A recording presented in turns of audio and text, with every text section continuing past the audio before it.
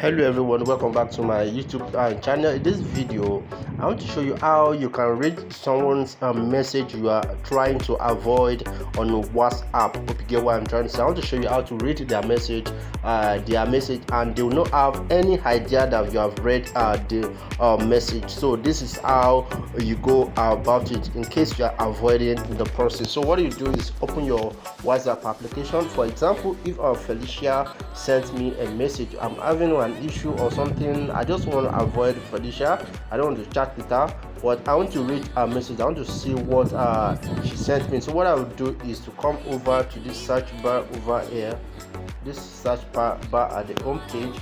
So I'll type in her name, Felicia, I'll type in Felicia. So it will read, it will load up and bring every, you see what they call messages, you see what I'm saying. So it will bring up all the message, all your chat with Felicia. Hope you get what I'm trying to say. So you'll be able to read the message. Hope you get what I'm trying to say. So that is simple secret. Please subscribe to this channel, guys, if you get anything from this video or any knowledge from this video. I'll see you in my next video. Bye for now.